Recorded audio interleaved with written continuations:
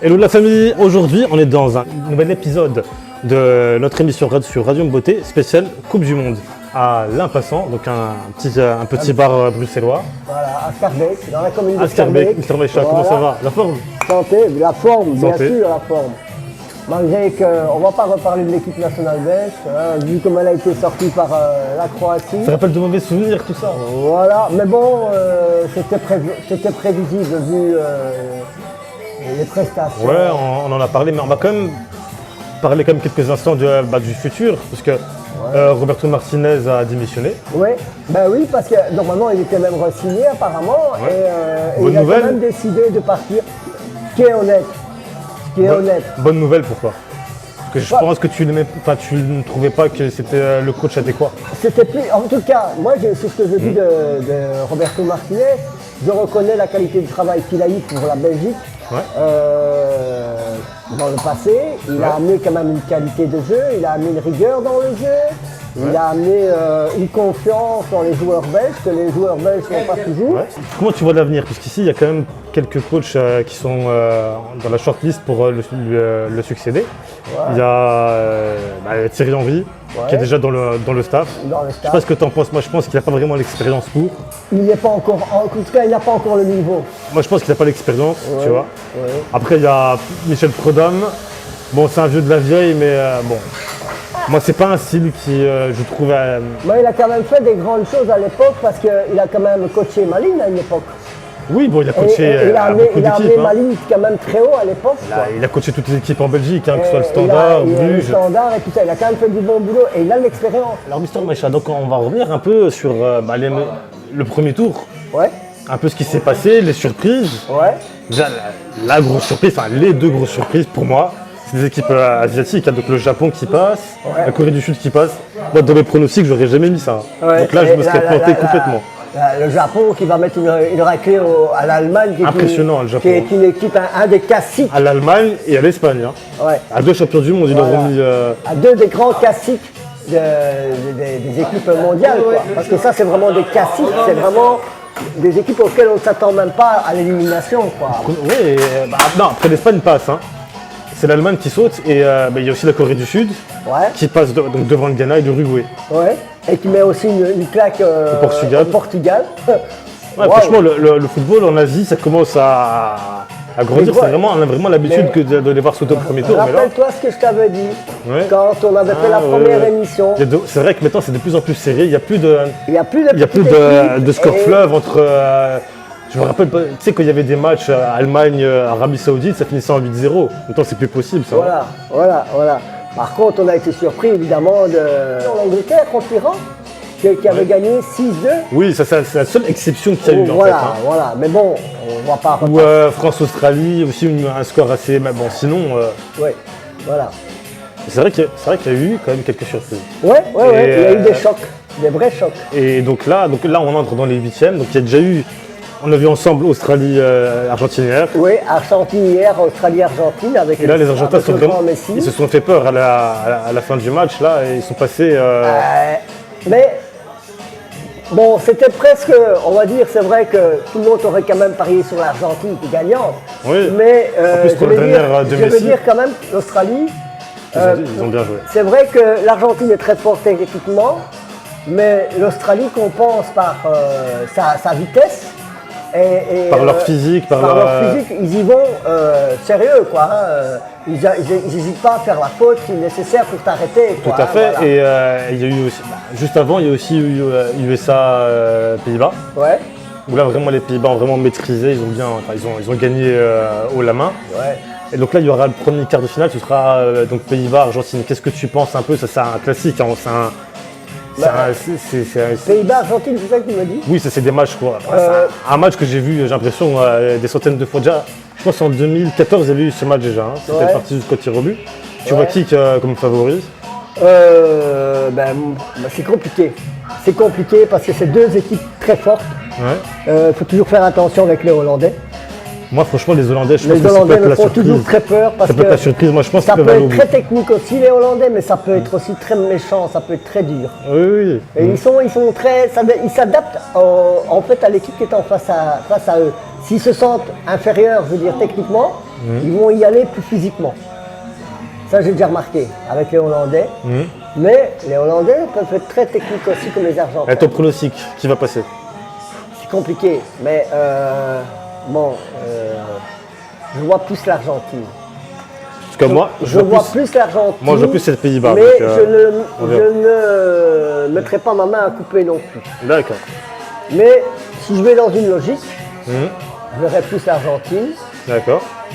Mais avec la surprise qui peut arriver avec les Pays-Bas, donc je suis un petit peu T'es mitigé, d'accord. mitigé. Et donc aujourd'hui, on a eu la France qui a gagné contre la Pologne Ouais. et qui va affronter le vainqueur de Sénégal-Angleterre qui se joue actuellement. Ouais. Alors qu'est-ce que tu penses un peu déjà de la France? On sait que tu n'aimes pas trop Mbappé, mais bon, faut reconnaître qu'aujourd'hui, il était impressionnant quand même. Je vous laisse Allez, Mbappé. bois un coup, bois un coup. Je vous laisse Mbappé. Non, Mbappé, moi, bon, franchement, ça restera. Je ne nie pas son talent, encore une fois, mais je ne suis. Quand on n'apprécie pas quelqu'un, D'accord, on ne peut pas être objectif. on passe. Donc là, il y a Sénégal, Angleterre, tu vois qui passer. Bon, moi j'ai beaucoup de Sénégal, hein, mais je pense que Bon, l'Angleterre. là, c'est Je pense que l'Angleterre leur est supérieure. Il y a 90% que ce soit l'Angleterre. Donc moi je pense, oui, un quart France-Angleterre, ce serait pas mal. Mais hein. quand même, je voudrais dire une chose par rapport aux équipes africaines. Elles ont ce panache que certaines n'ont pas. Moi, ils m'ont quand même un petit peu déçu, pour tout te Mais elles dire. terminent, même si elles se font battre, elles se battent quand même jusqu'à la Ouais, bon, tonton, dernière minute. d'accord. Voilà. Mais au Et- final, elle avait perdu quand même. Oui, elles perdent quand même, mais si tu perds avec l'honneur, c'est une chose. Si tu perds avec, sans avoir fait les efforts, c'est autre chose. Bon, au final, Mister Baïcha, il faut quand même reconnaître qu'on est quand même déçus des équipes africaines. Oui, mais que là, je connais le moi j'ai La commencé à Tunisie, le analyser Ghana, ça. le Cameroun qui sortent au Ouais, premier tour. mais je commence à analyser. Donc là, il ne nous reste plus que le Sénégal et le Maroc. Quels sont un peu leurs... Bon. Alors, je Non, pense que le Sénégal ne va pas gagner. Non, Après, peut-être que je vais me tromper. Le match vient de commencer seulement. Ouais. Qu'est-ce que tu penses des chances du Maroc qui va jouer contre l'Espagne mardi? Ça va être chaud. Je pense aussi que... Ça va être un match très chaud. Je pense que l'Espagne, qui va passer. Oui, mais oui, l'Espagne a beaucoup de chances de passer, mais attention, attention. Tu sais, on pensait que la Belgique allait passer contre le Maroc. Hein? Tu as vu la surprise? Ce que les Marocains ont fait? Hein? Oui, après l'Espagne n'est pas le Maroc, n'est pas la Belgique. On est d'accord, mais je veux dire, la volonté de ces joueurs, cette abnégation, cette, On sait jamais. On c'est sait des jamais. lions. On sait jamais. Bah, Ils écoute, sont mordants. on sait jamais. On sont verra mordants. comment Mais- ça va se passer. Restons dans la logique. Ce serait l'Espagne qui passerait. Mais D'accord. encore une fois, comme avec la Hollande, faisons quand même attention, ne vendons pas la peau de l'ours avant de l'avoir tué. Parce que j'ai l'impression que c'est une Coupe du Monde quand même qui nous laisse des surprises. Par contre, moi ce que je voudrais, c'est revenir un petit peu, quelques instants sur les équipes africaines en dehors du Ouais. Maroc, comme le Ouais. Sénégal, le Cameroun et tout ça. On a tendance à dire, ouais, ils vont jamais loin et tout ça. J'ai remarqué un truc. J'ai l'impression, et c'est une analyse que je fais perso, d'abord, les joueurs africains, il y en a beaucoup qui jouent dans les grands championnats à travers l'Europe, à travers le monde et tout ça. Ouais. Ok. La sélection, je ne sais pas comment ils font, ils prennent des joueurs aussi de là-bas, ils sont là-bas, et puis les joueurs qui viennent de l'extérieur. Les joueurs qui viennent de l'extérieur n'ont aucun automatisme avec les joueurs du pays. Parce qu'ils ne se connaissent pas, ils ne jouent jamais ensemble. Ouais. Hein? Non, mais je donne un exemple. La Belgique, les joueurs belges, la plupart se connaissent, ils ont des automatismes entre eux, parce qu'ils se rencontrent je dans des vois championnats, ce que tu même veux dire. internationaux. Même s'ils jouent en Allemagne, l'autre en Angleterre, il y a des matchs comme la Coupe d'Europe et tout ça, où Je ils vois se ce que tu veux rencontrent. dire, oui, bien sûr. Il y en a qui jouent quand même encore Oui, c'est vrai qu'il y a- en Je pense qu'il y a en championnat national. On se rend pas compte, mais je pense qu'il y a vraiment un univers d'écart entre le Voilà, championnat européen et Voilà, africain. et c'est-à-dire que nous, nos joueurs se connaissent et ont plus d'automatisme et se connaissent mieux que les joueurs qui jouent en championnat national en Afrique. Donc, avec les joueurs si je peux résumer ta pensée, internationaux. c'est qu'en fait, ils sont pas mal gênés par l'énorme différence qu'il y a entre les Ouais, championnats. ouais. D'accord. Et je pense aussi que en Europe, ils sont super payés. En équipe Ah, il y a nationale. un peu de jalousie. l'équipe nationale en Afrique sont peut-être aussi, ils n'ont peut-être pas toujours aussi la motivation d'aller jouer pour l'équipe nationale comme ils l'ont pour leur club. Oui. Parce que aussi au niveau Une question d'argent, bon, c'est Il possible. y a plein de choses. Hein. Il y a plein Après, de choses. normalement, Ça, c'est une analyse personnelle. pour ton pays, tu dois quand même te dépasser un petit peu. Hein, donc, Mais je trouve aussi. Je trouve aussi. Mais après, est-ce que c'est le cas? Bon, évidemment. voilà. Mais je dis, On il n'a y a pas aussi vraiment la réponse. le décalage avec les joueurs qui jouent en championnat national et puis les joueurs qui jouent dans les grands championnats internationaux D'accord. et qui ne se connaissent pas et qui n'ont pas ces automatismes que nous, on peut avoir. Parce que nos joueurs qui jouent en équipe en championnat national se connaissent très bien, mais ceux qui jouent aussi en équipe, dans d'autres équipes au niveau européen, connaissent très bien aussi les joueurs qui jouent chez nous. Et ils ont souvent joué ensemble avant. Et donc, ils ont des automatismes que ces joueurs qu'en Afrique, pas forcément. Tu vois. Donc, je mets un peu quand même ce côté, voilà, ce qui aurait comme handicap par rapport aux autres nations du foot. Alors ici, on va vraiment changer de continent, on va voir plutôt vers l'Asie. Oui, Donc il y a la Corée du Sud qui affronte le Brésil oui. et le Japon qui affronte la Croatie. Alors c'est vraiment les équipes surprises dont on a parlé précédemment. Est-ce qu'ils peuvent aller, peut-être pas au bout, mais est-ce qu'ils peuvent encore continuer leur petit bonhomme de chemin? Alors au moins en demi. Quoique, la Corée du Sud, c'est quand même contre le Brésil, ça va être compliqué. Ça va être compliqué. Japon-Croatie, je sais pas qui tu vois. Oui, mais enfin, passer. bon, maintenant avec le Japon, je me méfie, hein, vu qu'ils ont sorti l'Allemagne. Moi, je pense que c'est vraiment. A été un gros morceau, mais l'Allemagne était un gros morceau pour le Moi, je Japon. pense vraiment que c'est 50-50 et que Ouais, voilà, les Croates peuvent se faire surprendre et que le Japon puisse passer en quart.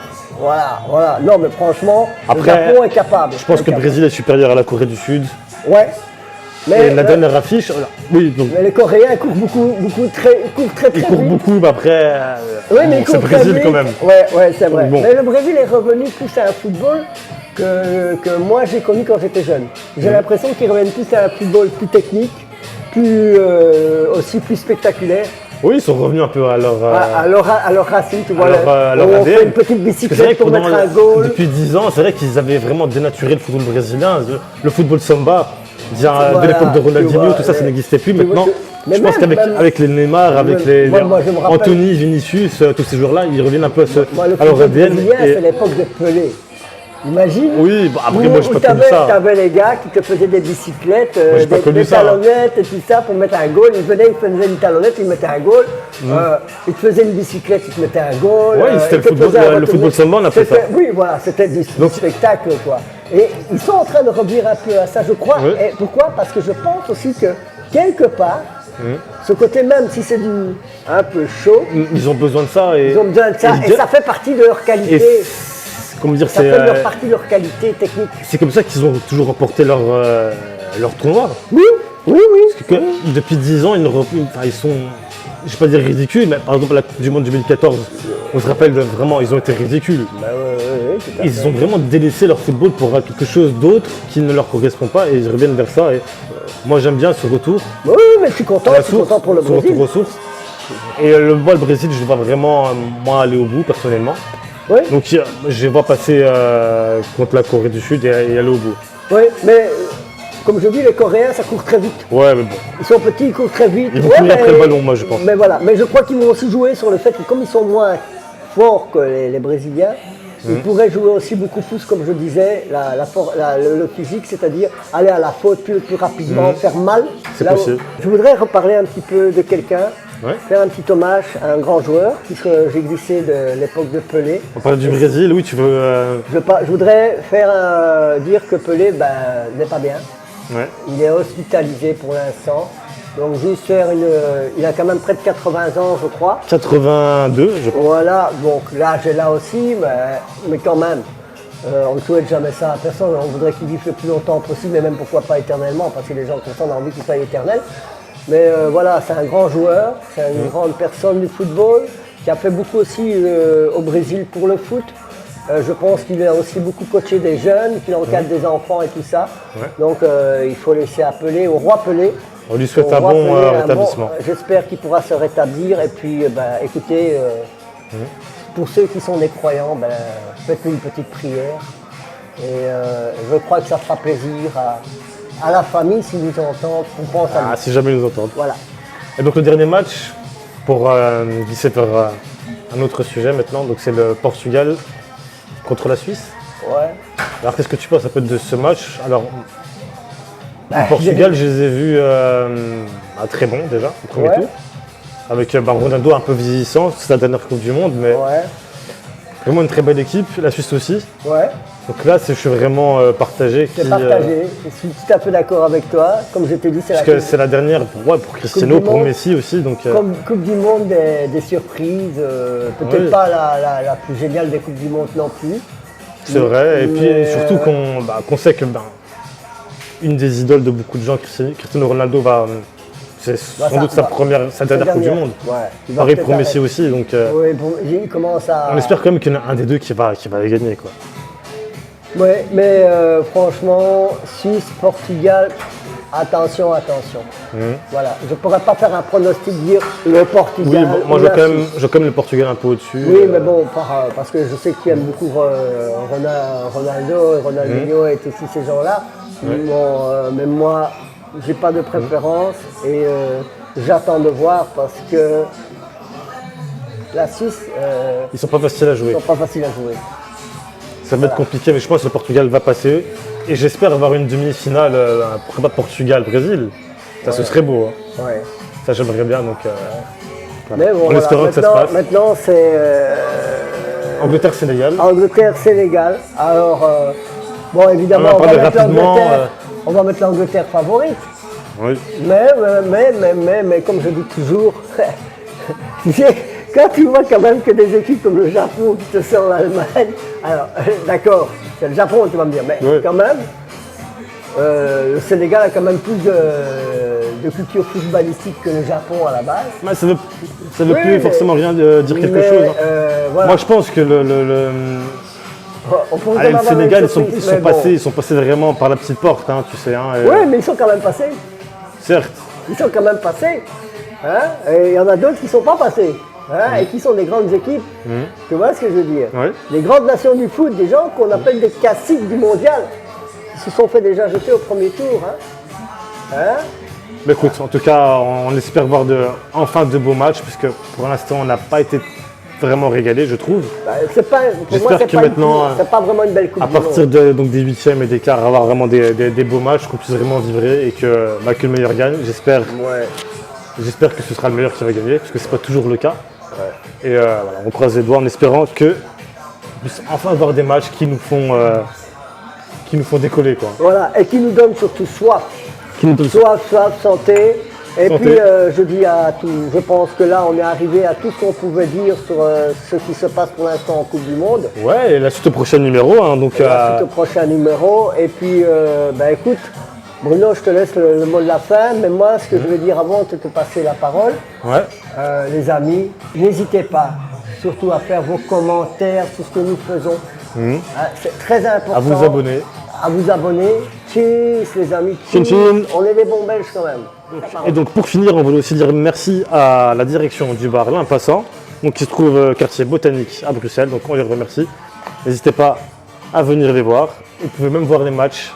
Donc ce sera avec grand plaisir qu'on vous accueillera ici. Ciao ciao.